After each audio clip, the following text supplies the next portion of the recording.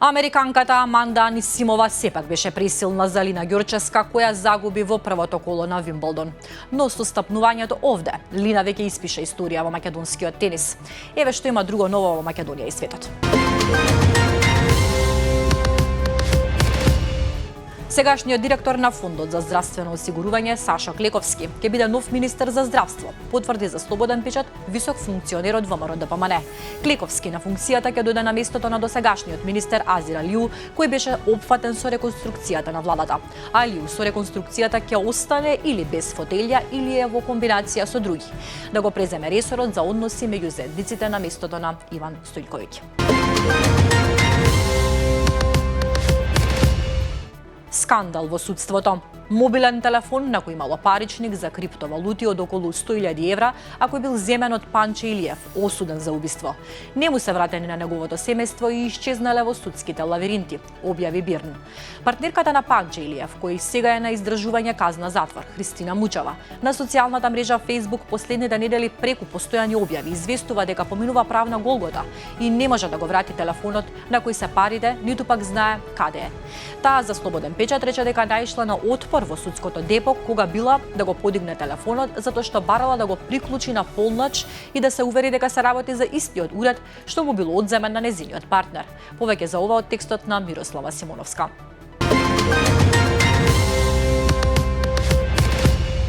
Речиси 84% здравствените работници сметаат дека корупцијата е делумно или многу распространета во секторот во кој работат, но само 14% од нив признаваат дека биле лично вклучени или сведочеле на коруптивен начин во нивната установа.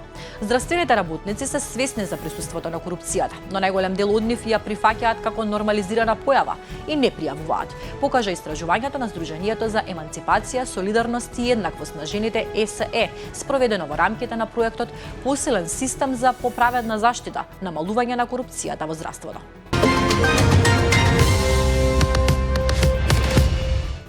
Додека за премиерот Христијан Мицкоски распределбата на ресорите со владините партнери за реконструкцијата на владата начално веќе е завршена работа, а вреди неофицијално лиферува имиња за нови министри, од знам се надеваа на некаков пресрет во последен момент, бидејќи се незадоволни од понудата да раководат со Министерството за земјоделие во замена за ресорот правда, што го презема вреди. Од Мариела Трајковска многу повеќе околу реконструкцијата на владата. ВМРО ДПМН за затворени врати на средба во собранието со координаторите на пратеничките групи ќе направи обид да спречи блокада на измените на изборниот законник од СДСМ и од Левица и да обезбеди консензус, брифираат за Слободен печат од владеачката партија. Се очекува попладне власта да закаже комисиска расправа за изборната регулатива.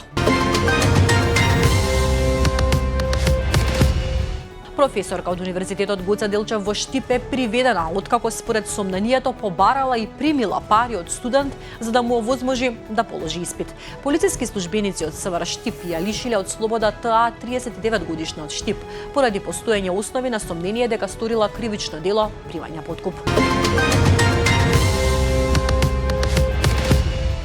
Владата предводена од ВМРО ДПМН останува посветена на безбедноста на граѓаните и на спроведување политики кои даваат резултати. ВМРО ДПМН и надлежните ќе продолжат со проширување на системот Безбеден град, чија главна цел е намалување на бројот на тешки сообраќајни незгоди и преполовување на смртните случаи и сериозни повреди на патиштата до 2030 година, изјави пратеникот на ВМРО ДПМН Александар Велјановски. Во индустријата за спортско обложување и игри на среќа во 2025 година работеле 8246 лица, што е речиси изброј како и претходната година кога биле евидентирани 8257 вработени.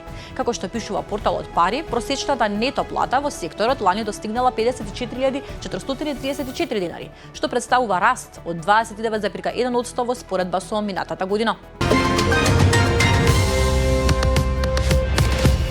Превозниците од Македонија, Србија, Црна Гора и Босна и Херцеговина денеска ќе испратат заедничко писмо до Европската комисија со барање најдоцна до 10 август да биде понудено прифатливо решение за проблемот со ограничувањето на престојот на професионалните возачи во Шенген зоната.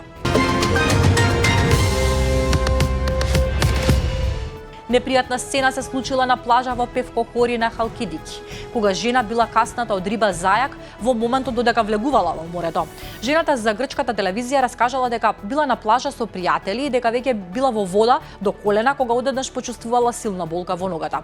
Според незиното сведоштво, веднаш сватила дека нешто ја гризе и не ја пушта.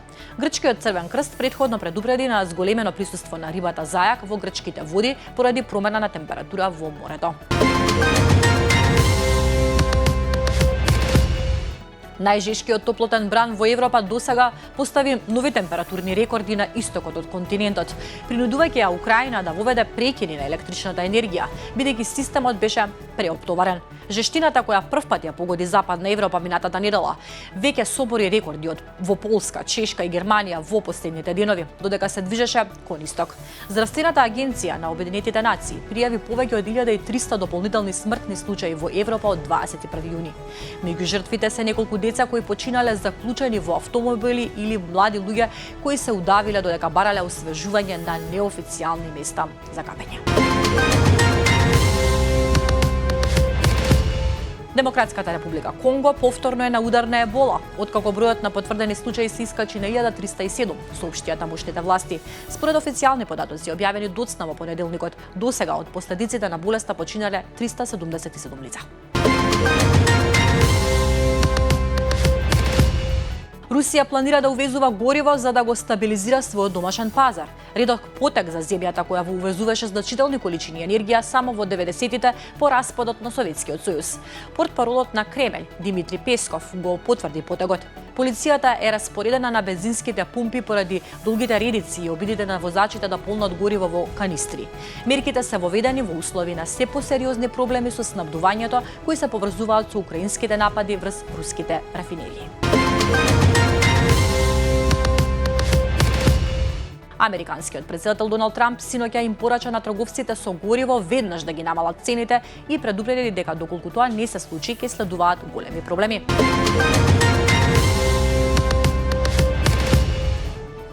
Страшно невреме во Австрија.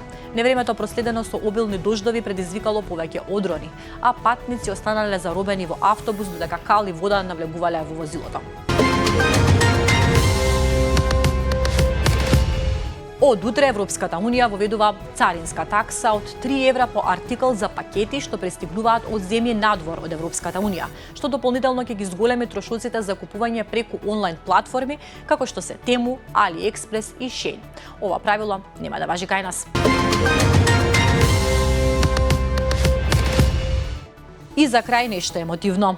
Вечерва со почеток во 20 часот пред арената Борис Трајковски во Скопје ќе се одржи собир во чест на македонската музичка легенда Владо Јаневски.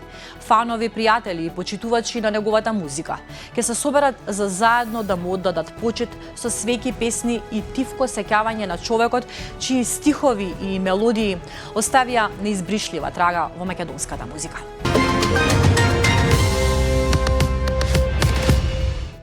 И за крај, пред да ве поздравам, почекајте малку. И вие, не заборавајте да се хидрирате. Тоа беше се од мене. Многу повеќе, знаете каде, на slobodnpečat.mk. Се читаме.